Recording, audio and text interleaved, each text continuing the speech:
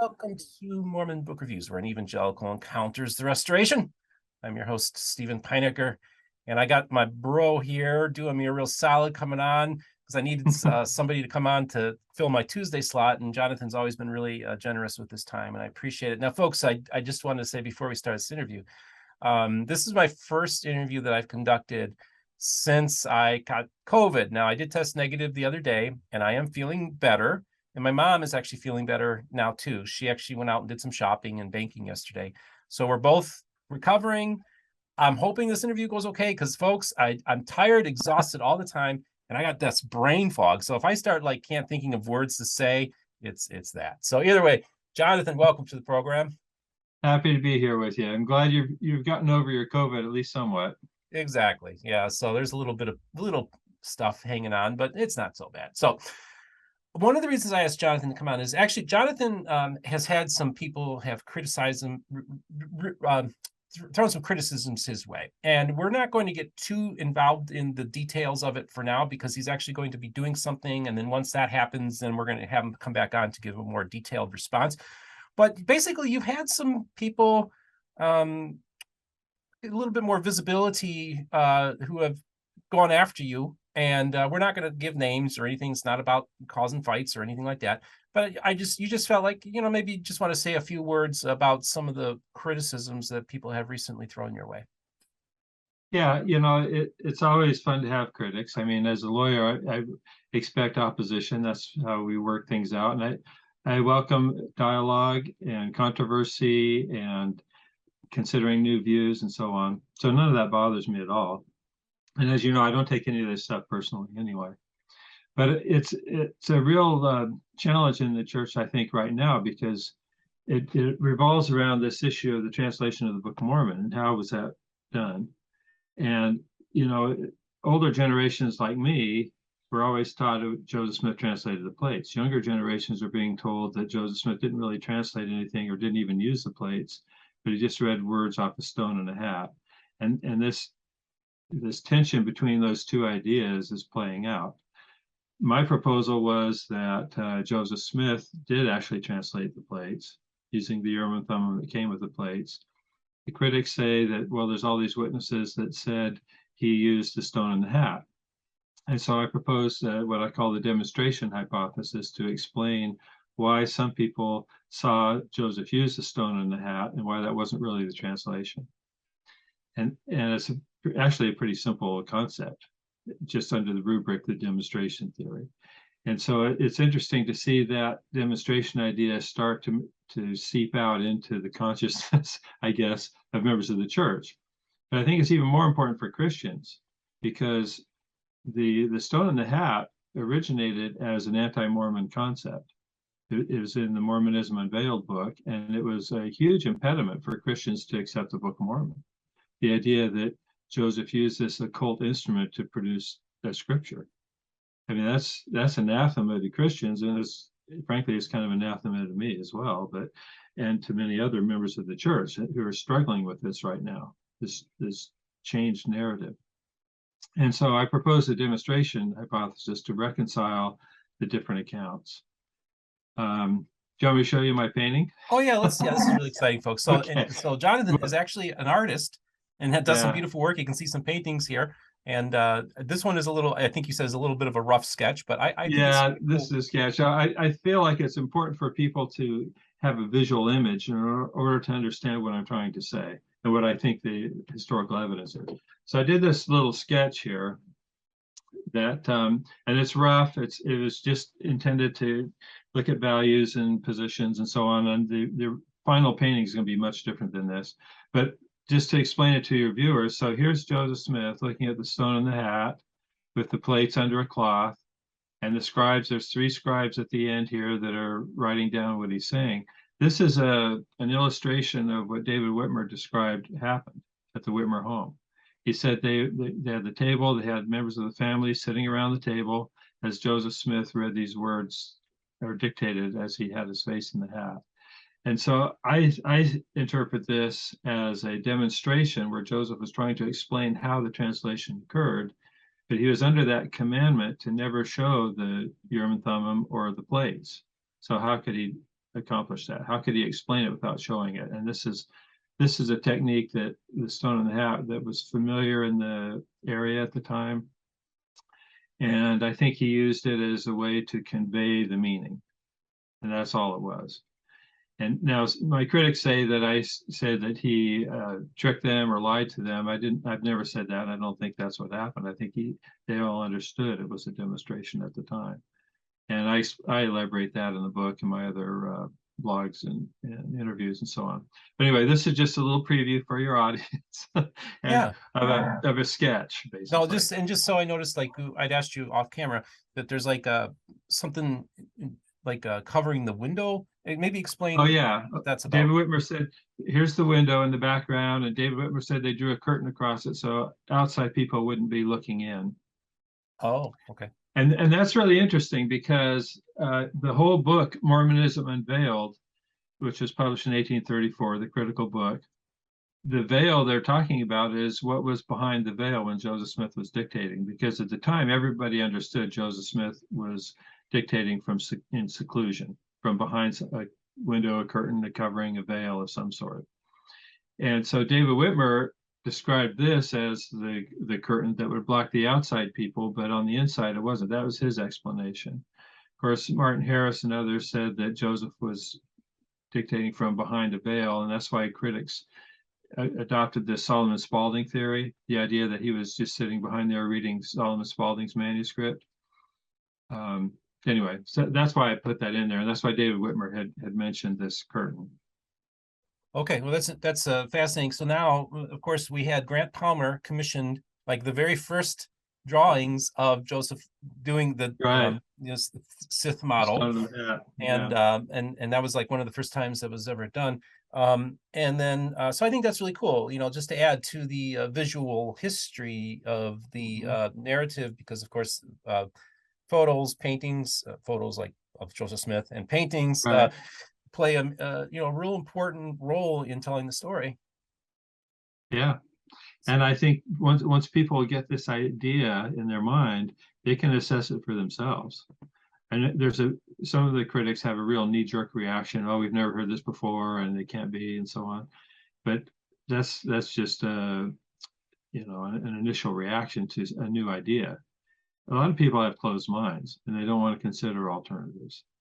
But I've been around this for a long time now, and I've seen lots of variations of church history as well as Book of Mormon geography and so on.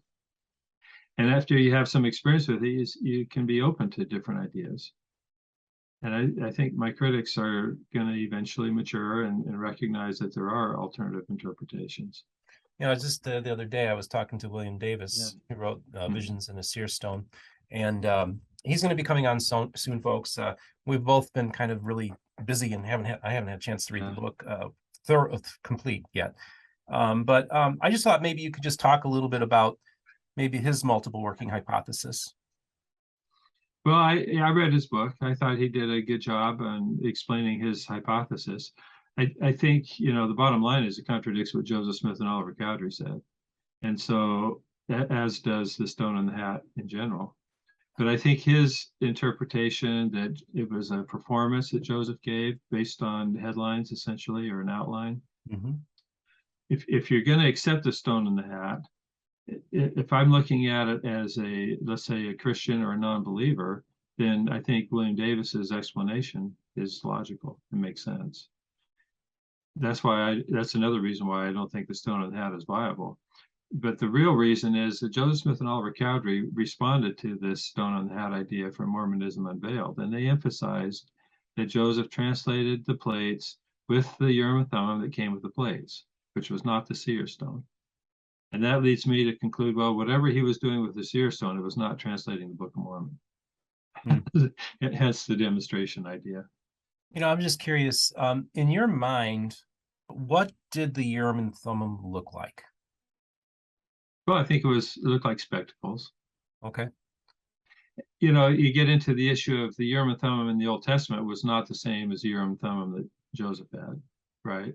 I think we all understand that. In the Old Testament, it was the two stones they would throw to get a yes or no answer. but that's where I brought up in my book on Jonathan Edwards, that Jonathan Edwards explained the Urim and Thummim as any device that enables us to communicate with God. And by his definition, the way Joseph Smith used the term is perfectly legitimate. Yeah, interesting. So, I find your story and your thesis about the Jonathan Edwards and then the two plate theory, which is gaining steam, by the way.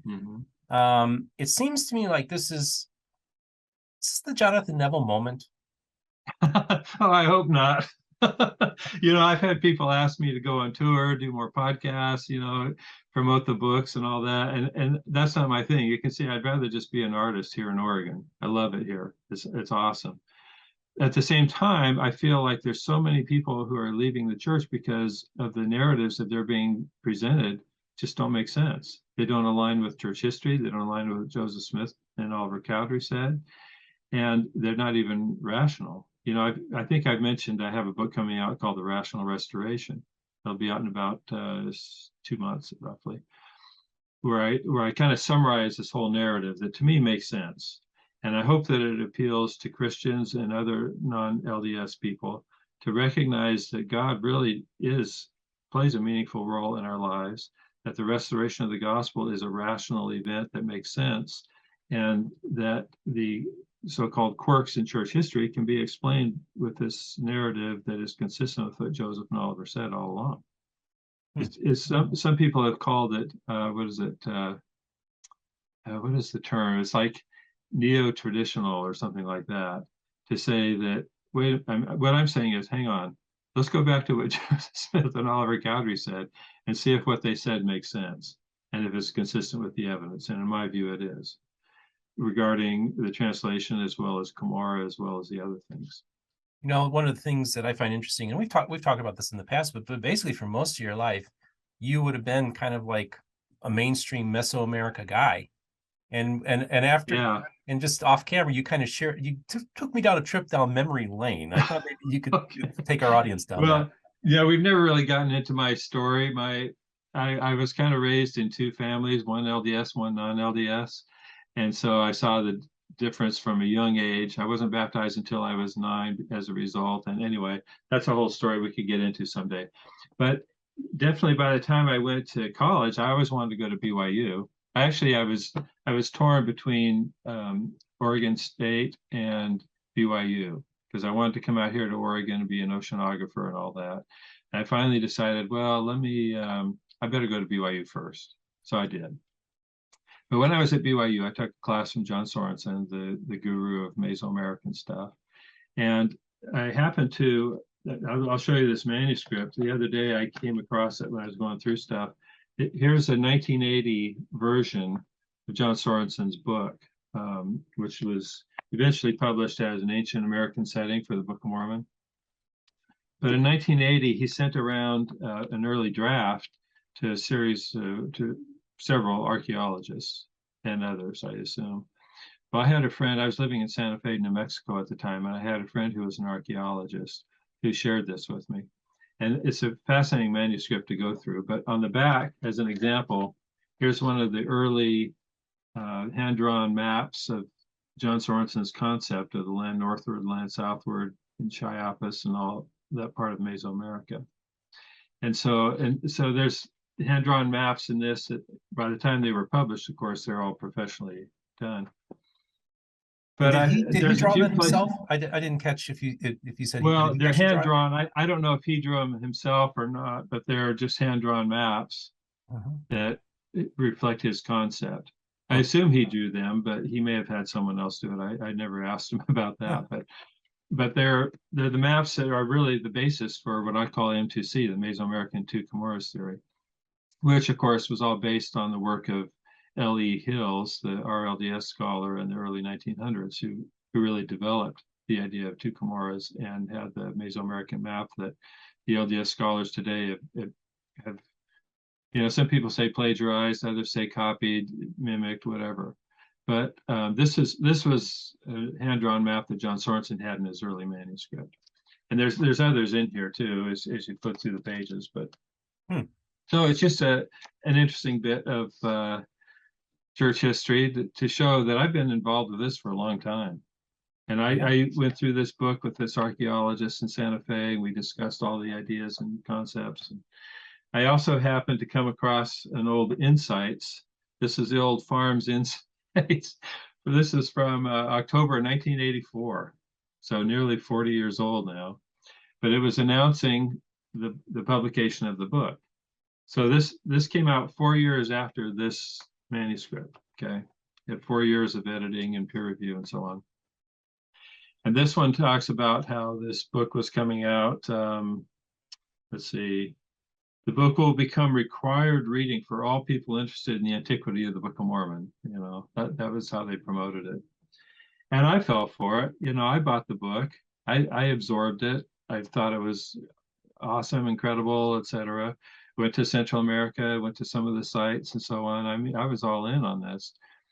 And I think you've asked me what changed my mind. Well, I should point out too, here's their logo, that they're still using a Book of Mormon Central, which I think is kind of ridiculous. And then over here, this issue from February 1985 explained what the farm's logo stands for. And of course, they use the Mayan glyph here because they're convinced that the Book of Mormon took place in Mesoamerica. And so, you know, to me, I don't know, I fell for it because I trusted my professors. I think I mentioned before that Jack Welch was his first year at the law school as a professor, was my last year as a student there. And we had a long conversation about Neville one time and so on. But, you know, I really didn't know much about church history at the time. And I didn't even realize that Oliver Cowdery and Joseph had declared that the Hill Cumorah was right there in New York. Joseph's mother said that the very first time Moroni visited Joseph Smith, he identified the hill as Cumorah. So that's where it originated. And once I learned all that history, I started thinking, well, wait a minute, how do we get this idea, John Sorenson's idea here, that Cumorah is down in Mexico? And you know, this was, I don't know, 5 or 6 years ago when I met Rod Meldrum and Wayne May and all that. And I learned this different perspective that is consistent with church history. And it just makes so much more sense. And as you know, I wrote the book Moronize America and so on. But that's a little bit of a digression of where we are today. But I just wanted to, I think critics need to understand that I've been around this stuff for a long time. I've analyzed it from a lot of different perspectives. And now when I go back to a book like this, or Mormon's Codex, the cognitive dissonance is evident, because they just never address what the early, what Joseph and Oliver said about this. And I have another one here that's might be interesting to readers or your viewers. This was The Worlds of Joseph Smith. This was a book published based on a series of presentations at the Library of Congress. I think it was in 2005. And in here, I don't know if you probably can't even get this. I'm sure it's way out of print, but you can get a digital version of it. But what's funny in here was they showed the Stevens and Catherwood drawings and the Times and Seasons articles to show that Joseph was convinced that well, first of all, that Joseph learned about Book of Mormon geography from these articles, and second, that he was convinced it took place in Central America, which, as you know, I've discussed that at length too. But this just shows you how embedded these ideas have been over the years in LDS culture. And it's difficult for young people like especially some of my critics, to come to the realization that what they've been taught is just inconsistent with church history and with what the prophets have taught. And so there's a real cognitive dissonance underway right now among many Latter-day Saints, both on the translation and the Book of Mormon geography. And I'm excited about it because, at least for myself, I've resolved these issues. And it makes sense to me that it's rational that what Joseph and Oliver taught is consistent with the external evidence. You know, one of the things I want to point out is that I have actually reached out to some of Jonathan's critics and actually gave them the opportunity, if they wanted to come on and present their, you know, a counter narrative and that's still is an open invitation out there. Also, folks, it's partly just because I've gotten so busy the last few months and the channel's just exploded, but I'm making a genuine effort to have some people come on to talk about the Mesoamerica model as well, because, look, I don't, in one sense, and a Christian apologist got really mad at me when I said this, but I don't have a dog in this fight, in that, I'm not here to advocate Jonathan's position. I'm here to talk to interesting people who have interesting ideas. Yeah. And I also think that part of the reason I've been so fascinated by Rod Meldrum and you and that group is that it's something that's on the move, and it's quickly gaining momentum and people that are definitely embracing what's going on. So I think that's partly why I'm having you guys on, is because I think you guys are kind of like changing the course on a lot of things and making Mormonism, a lot of people are re-looking at things differently. And even like you had talked about how Christians have been reaching out to you and talking to you about, like, specifically the Jonathan Edwards stuff. I just think that what I like about what you're doing so much is that it's enabling Christians and LDS to have a conversation with each other. And exactly. I don't see that with a lot of the other stuff that's out there. Well, I don't think the world as a whole, Christians or otherwise, find any credence in the Mesoamerican stuff. It doesn't make sense. And when you get into the church history and what the prophets have taught about the Cumorah specifically, the cognitive dissonance is evident. I mean, they're having to say that Joseph and Oliver were wrong. They were mere speculators and so on. And so I like having a consistent message that I think would have far more appeal to non-Latter-day Saints. So, by the way, that kind of leads up to this idea of the new app, the church's Book of Mormon app. Yes. We wanted to talk about that. I pulled it up here on my phone. People can download it. I really like this app a lot because it has a way to, right here at the bottom, you can just share, give that barcode, and people can download it right on their phones. And then they have the whole text of the Book of Mormon available to them. It's really cool. And you can discover, it has this whole thing about discovering it and how to access the Book of Mormon. And there's a really interesting web page that I thought I'd share with you related to this. I'll have to share my screen, I guess. Let me enable share screen. There we go. Yeah, but it shows how the Bible and the Book of Mormon work together. Oh. This is, let me see if I can do that here.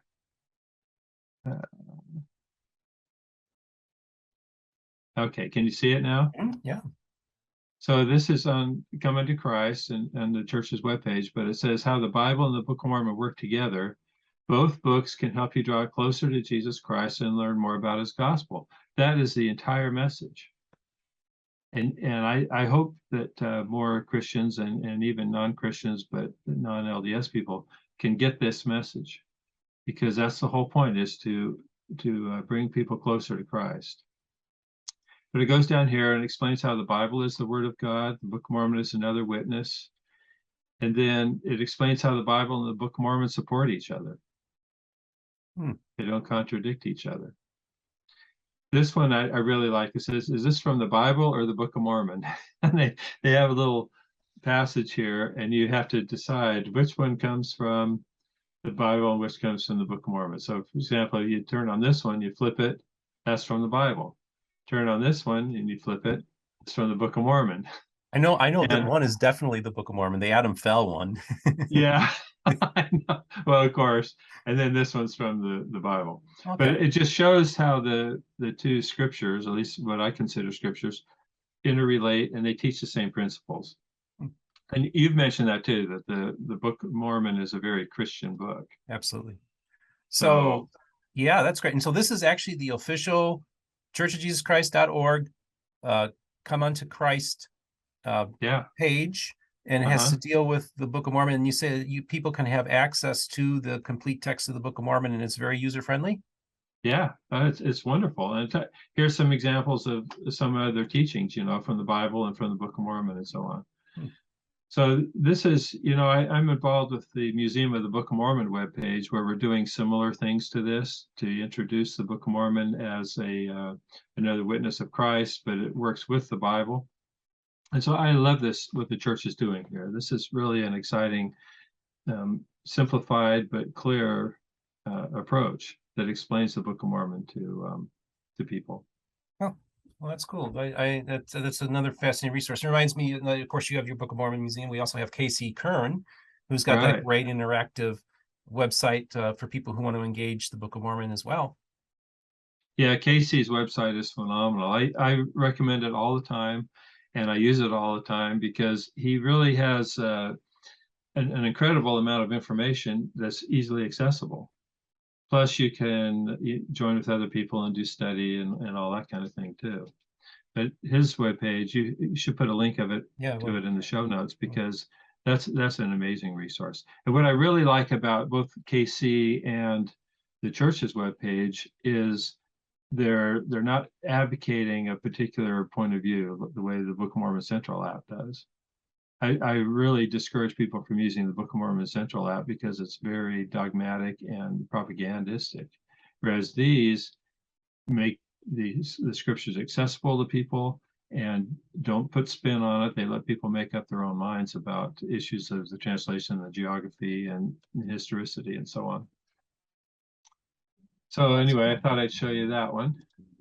Well, thank you, Jonathan, for sharing that. And I think that's Sure. very interesting to just look at that. And that's the thing, some people, I've heard some of your critics say, well, Jonathan Neville, he's against the brethren, and he's I know. just like, buddy, Yeah, it's funny. he's trying to build, I don't know, I think you're trying to build up your church and Yeah, defend your totally. church. Yeah. I mean, I'm a pathway missionary. I teach Institute. I'm all in, and I love it. I love the idea of establishing Zion, and I think that's what's the most important objective to me: bringing people to Christ and establishing a Zion society. One of my favorite aspects of the church is the community that we share. Wherever we go in the world, we have people who have common interests and common ideals and common objectives in terms of building Zion. And that's why it's funny to me that critics, even within the church, I have people ask me, what kind of a church is it when you have these critics that are so vociferous and antagonistic? And I say, well, people are people, but hopefully we could all go to the temple together and be fine. And, I don't have any animosity towards any of them.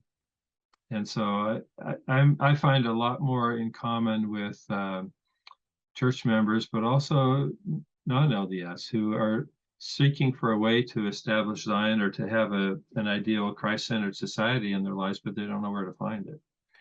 And that's what I'm hoping we can, by sharing the Book of Mormon and the message of establishing Zion, that we can attract those people to join us, whether they join the church or not, but at least join us in seeking to bring people to Christ and establish a Zion society. It's interesting because my friend Jeff McCullough, who's an evangelical pastor with Hill Saints, he's talked to me, and I'm not going to give too many details because I don't know when he's going to announce it, but he's actually going to do like a Book of Mormon thing, kind of approaching it for the first time. And it's a really cool thing that he's doing. His channel is doing very well, by the way, folks. And I just want to congratulate Jeff for a lot of milestones he's recently hit. But I think I'm going to have him back on because it's going to be another interesting Book of Mormon centric thing that he's going to be doing at some point down the road. So I think it's just fascinating to have these interesting outside of the box type of thinking and ways of looking at it. Like I tell people, the Book of Mormon is a thoroughly Christian document and should not be feared. It should be engaged. And actually, I think if you're let's say you're a critic, you're an apologist of the Mormon Church, right? I mean, or you're a critic of the Church of Jesus Christ of Latter-day Saints, and you're a Christian evangelical. I think people would much respect you if you used the Book of Mormon to maybe give Christian apologetics or maybe criticisms of the church. I think you could actually make a better case there. At least he's quoting from Nephi, to make his point, because like you had said before, the Book of Mormon came out before the church was established. So it's almost like, here's this book that's for everybody, and you don't have to join this church. Right. And it's become so tied in together.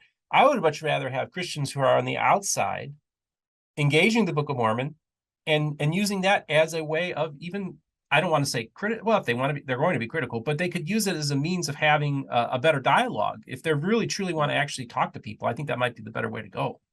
Yeah, I think so too. And I think I mentioned this. There's a chapel somewhere, as I recall, it was in Brooklyn, There was an LDS chapel where they had printed or transcribed some of the text from the Book of Mormon on the ceiling going around the chapel. And the church sold it to a Christian group, and they bought it, and they never changed those words because there were no citations. And so it would say, like, come unto Christ or whatever those passages are. And they loved them. They thought, well, these are beautiful. They didn't know they came from the Book of Mormon. So you have a Christian chapel that's full of Book of Mormon verses.